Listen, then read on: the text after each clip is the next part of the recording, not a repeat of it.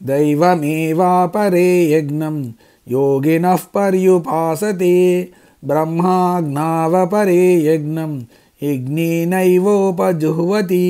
కొంతమంది దైవయజ్ఞం చేస్తారు.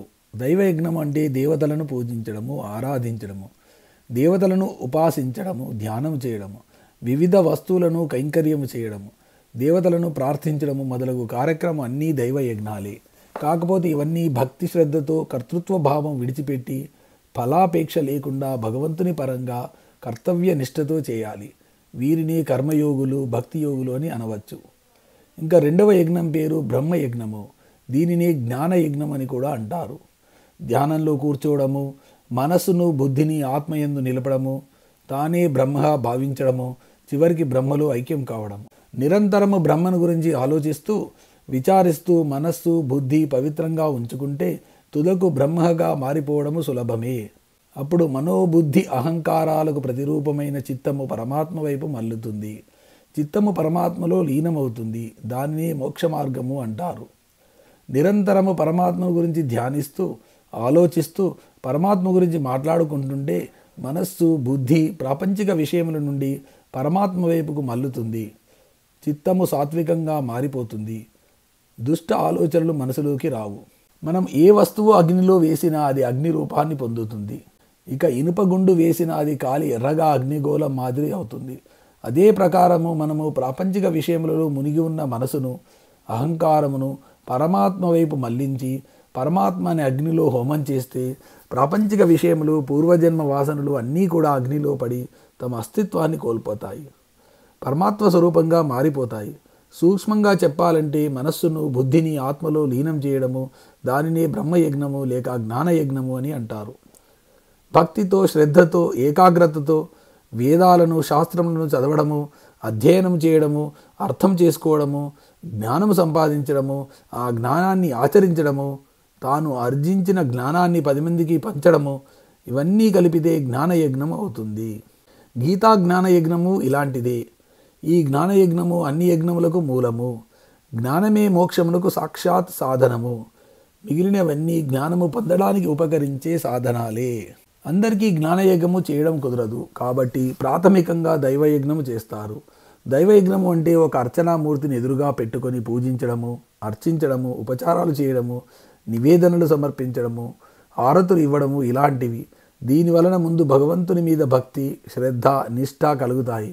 క్రమక్రమంగా చిత్తము ప్రాపంచిక విషయముల నుండి వెనుక మళ్ళీ పరమాత్మ వైపుకు తిరుగుతుంది. కాబట్టి ఈ దైవయజ్ఞంతో ప్రారంభించి క్రమక్రమంగా జ్ఞానము సంపాదించి బ్రహ్మయజ్ఞం వైపు మళ్ళడం సాధకునికి కర్తవ్యము.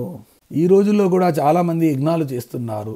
నిత్యాగ్నిహోత్రము అంటే సిగరెట్ వెలిగించడము. మరీ కొంతమంది ఒక సిగరెట్ అయిపోతూ ఉంటే దానితోనే మరొక సిగరెట్ వెలిగించుకుంటారు. పరిశుభ్రమైన ప్రాణవాయువుతో నింపవలసిన తమ ఊపిరితిత్తులను పొగతో నింపుతారు.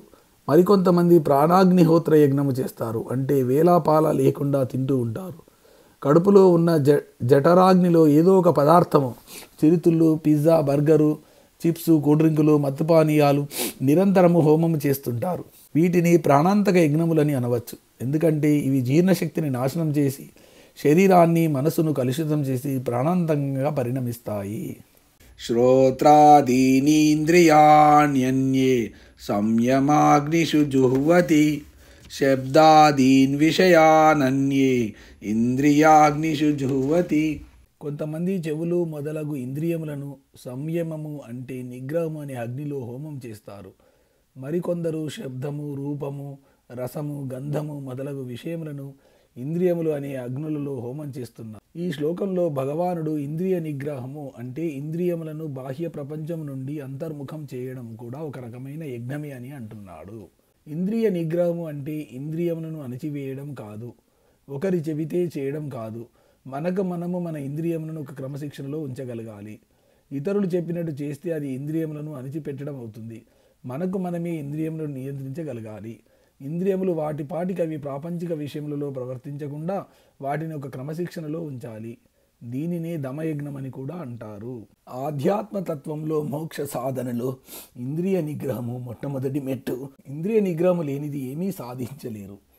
ఎంత వేదాంతము వల్లించినా, గీతా ప్రవచనాలు చేసినా ఇంద్రియ నిగ్రహం లేకపోతే అవన్నీ వృధా. ఈ వేదాంతం అంతా కేవలం ఇతరులకు చెప్పడానికి, ఇతరులు చెబితే వినడానికి పనికి వస్తుంది. కొంతమంది మహాపురుషులు ఏమీ మాట్లాడరు, మౌనంగా ఉంటారు. కానీ వారి మౌనమే ఒక సందేశంగా నలువైపులా విస్తరిస్తుంది. ఉదాహరణకి కంచి పరమాచార్య, రమణ మహర్షి మొదలగు వారు ఇంద్రియములను జయించిన వారు కాబట్టి ఇంద్రియ నిగ్రహం కూడా ఒక యజ్ఞముగా చెప్పారు పరమాత్మ. ఇంకా కొంతమంది అంటారు, మనోనిగ్రహం చాలదా, ఇంద్రియ నిగ్రహం కూడా ఉండాలా అని అంటారు. మనోనిగ్రహం సాధించాలంటే ఇంద్రియ నిగ్రహం మొదటి మెట్టు. ఇంద్రియ నిగ్రహం సాధించనిదే మనోనిగ్రహం సాధించలేరు. ఇంద్రియ నిగ్రహం సాధించాలంటే ఎక్కువగా భగవంతుని పూజించడము, ఆయనకు సంబంధించిన వ్రతాలు చేయడము, నిష్కామ కర్మలు ఆచరించడము, సత్సంగంలో ఉండడము, ఆహార నియమాలను పాటించడము, ప్రాణాయామము మొదలగునవి అభ్యాసం చేయడము, వీటిని ఆచరించి ఇంద్రియములను మన స్వాధీనంలో ఉంచుకోవచ్చును. దీనినే సంయమము అంటారు. ఈ సంయమము అనే అగ్నిలో మన యొక్క కళ్ళు, చెవులు, ముక్కు, చర్మము, నాలుక, ఈ 5 జ్ఞానేంద్రియములను హోమం చేయడమే ఇంద్రియ నిగ్రహం అనే యజ్ఞము. ఈ 5 జ్ఞానేంద్రియములు మన మాట చస్తే వినవు. వాటికి ఒక క్రమశిక్షణ అంటూ లేదు. వాటి పాటికి అవి బయట ప్రపంచంలో తిరుగుతుంటాయి. వాటిని క్రమశిక్షణలో పెట్టడమే హోమం చేయడము. అది కూడా సంయమము అనే అగ్నిలో హోమం చేయాలి. ఇక రెండవ యజ్ఞము, ఈ జ్ఞానేంద్రియములకు 5 తన్మాత్రలు ఉన్నాయి. అవే శబ్దము, చెవులు, రూపము, కళ్ళు, రసము, నాలుక, గంధము, ముక్కు, స్పర్శ, చర్మము. మరికొందరు ఈ తన్మాత్రలను 5 జ్ఞానేంద్రియములు అనే అగ్నిలో హోమం చేస్తుంటారు. అంటే శబ్దమును చెవులు అనే అగ్నిలోను, రూపమును కళ్ళు అనే అగ్నిలోను, గంధమును ముక్కు అనే అగ్నిలోను, రసమును నాలుక అనే అగ్నిలోను, స్పర్శను చర్మము అనే అగ్నిలోను హోమం చేస్తుంటారు. దీని అర్థము మనము ఈ విషయములను ఒక క్రమ పద్ధతిలో అనుభవించడము, ఎక్కువగా ప్రాపంచిక విషయములలో ఆసక్తి చూపకపోవడము, విషయవాంఛనను వదిలిపెట్టడం. మనం పొద్దున లేచినప్పటి నుండి ఎన్నో విషయాలను చూస్తుంటాము, వింటుంటాము, తాకుతుంటాము. వీటి వలన ఆనందం పొందుతుంటాము, దుఃఖం కూడా పొందుతుంటాము. ఇది సర్వసాధారణము. ఏ విషయాన్ని చూచినా, వినినా, తాకినా అది మంచిదా కాదా, దీనిని మనం అనుభవించవచ్చునా లేదా అనే విచక్షణను ఉపయోగించి సరైన నిర్ణయం తీసుకోవాలి. అంతేకాని చూచిందల్లా, విన్నదల్లా, తాకిందల్లా నాకు కావాలంటే కష్టాలలో పడతాడు. ఇవి హవిష్యుల లాంటివి. వీటిని ఇంద్రియములు అనే అగ్నిలో వేసి దగ్ధం చేయాలి. అప్పుడే ఇంద్రియములు చూచిన ప్రతిదాని వెంట పరిగెట్టకుండా నిగ్రహంగా ఉంటాయి. మొదట చెప్పిన యజ్ఞము అంటే ఇంద్రియములను సంయమాగ్ని హోమము చేయడము. బ్రహ్మచర్య ఆశ్రమంలో ఉన్నవారికి రెండవ యజ్ఞము అంటే ఇంద్రియ విషయములను ఇంద్రియములలో హోమం చేయడము గృహస్థులకు నిర్దేశించబడినది. ఎందుకంటే బ్రహ్మచర్య ఆశ్రమంలో పూర్తిగా ఇంద్రియములను నిగ్రహించాలి, లేకపోతే విద్య రాదు. కానీ గృహస్థుగా ఉన్నప్పుడు ఇంద్రియములతో పరిమితంగా సుఖాలు అనుభవించాలి, కానీ ఇంద్రియ విషయములను తన స్వాధీనంలో ఉంచుకోవాలి. ఇదే ఈ శ్లోకం యొక్క సారాంశము. సర్వాణి ఇంద్రియ కర్మాణి ప్రాణకర్మాణి చాపరే ఆత్మ సంయమ యోగాగ్నౌ జుహ్వతి జ్ఞానదీపితే. ఇది మరొక యజ్ఞము. ఈ యజ్ఞములో ఇంద్రియములతో చేసే కర్మలు అన్నిటినీ, ప్రాణములతో అంటే మనస్సుతో చేసే కర్మలు అన్నిటినీ, జ్ఞానముతో వెలుగుతున్న ఆత్మ సంయమము అనే యోగాగ్నిలో వేసి భస్మం చేయాలి. ఇక్కడ పరమాత్మ ఆత్మ సంయమ యజ్ఞము లేక శమయజ్ఞము అనే దాని గురించి చెబుతున్నాడు.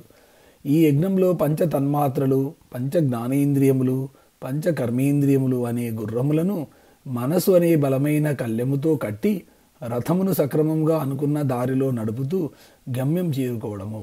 ఇంద్రియాలు మన మాట వినకపోవడానికి కారణము మన మనసు బలంగా లేకపోవడమే. మనసు బలంగా శక్తివంతంగా ఉంటే ఇంద్రియములు మనసు మాట వింటాయి. యజమాని చేతకాని వాడైతే, బలహీనుడైతే ఆ ఇంట్లో ఉన్న సేవకులు తమ ఇష్టం వచ్చినట్టు ప్రవర్తిస్తారు. యజమాని మాట లెక్క చేయరు. ఇక్కడ కూడా అంతే. మనసు బలహీనంగా ఉంటే ఇంద్రియములు మనసు చెప్పిన మాట లెక్క చేయవు. ఆత్మ అంటే నానా అర్థాలు ఉన్నాయి. చిత్తము, మనసు, బుద్ధి, హృదయము ఇవన్నీ కూడా ఆత్మకు పర్యాయ పదాలు. ఆత్మ అంటే నేను అనే అర్థం కూడా ఉంది. ఆత్మ సౌందర్యము, ఆత్మానుభవము, నిజం వాడి ఆత్మకు తెలుసు అనే పదాలు, ఆత్మ నిగ్రహము ఇవన్నీ కూడా మనసుకు, చిత్తమునకు పర్యాయ పదంగా వాడుతుంటారు. ఇక్కడ ఆత్మ అంటే మనసు, బుద్ధి అని కూడా అర్థం. మోక్ష సాధనకు ప్రధానంగా అడ్డం వచ్చేది మనస్సు. మనస్సు బలంగా లేకపోతే ఒక చోట నిలవదు, అటు ఇటు పరిగెడుతూ ఉంటుంది. దాని పూర్వజన్మలోని సంస్కారములు పట్టుకొని ఉంటాయి. వాటి ప్రభావము మనసు మీద బలంగా ఉంటుంది. అటువంటి మనస్సును బలోపేతం చేయాలి. దీనిని ఆత్మ సంయమ యోగము అని అంటారు. ఈ శ్లోకంలో ఈ ఆత్మ సంయమము అనే అగ్నిలో మనము జ్ఞానేంద్రియములతోనూ కర్మేంద్రియములతోనూ చేసే కర్మలన్నీ హోమం చేయబడతాయి, ఆహుతి చేయబడతాయి అని అంటాడు పరమాత్మ. ఈ శ్లోకంలో పరమాత్మ జ్ఞానదీపితే అనే పదం వాడాడు. దీనికి అర్థము జ్ఞానము అనే దీపము, ప్రకాశము. ఆత్మ సంయమము కలిగితే ఆత్మ జ్ఞానము మనలో ప్రకాశిస్తుంది. ఆ జ్ఞానము మనసుతో కలిసి ప్రకాశిస్తూ మనలోని ఇంద్రియ మనోనిగ్రహములను ఇంకా పెరగడానికి దోహదం చేస్తుంది. ఒకదానితో ఒకటి సహకరించుకుంటాయి. నేను ఎవరు, ఎందుకు పుట్టాను, ఈ శరీరం ఎవరు, నేను ఈ శరీరం ఒకటేనా లేక వేరా, నేను చూచేవి శాశ్వతములా లేక ఈరోజు ఉండి రేపు పోయేవా, నేను ఏమి చెయ్యాలి, ఇలా మనలో మనము ప్రశ్నించుకుంటూ సమాధానాలు రాబట్టుకుంటూ జ్ఞానము సంపాదించుకోవాలి. వాటికి మూలము ఆత్మ సంయమము. ఆత్మ సంయమం కలిగితే మనస్సు విషయవాంఛల మీద లగ్నం కాకుండా పరమాత్మ వైపు మల్లుతుంది. దానికి జ్ఞానం తోడ్పడుతుంది. ఇవి ఒకదానితో ఒకటి సహకరించుకుని మనలను మోక్ష మార్గంలో నడిపిస్తాయి. దీనిని ఆత్మ సంయమ యజ్ఞము అని అంటారు. ఈ వీడియో మీకు నచ్చినట్లయితే లైక్ చేయండి, కామెంట్ చేయండి, సబ్స్క్రైబ్ చేయండి. నోటిఫికేషన్ల కోసం పక్కనే ఉన్న బెల్ ఐకాన్ క్లిక్ చేయండి. Thank you.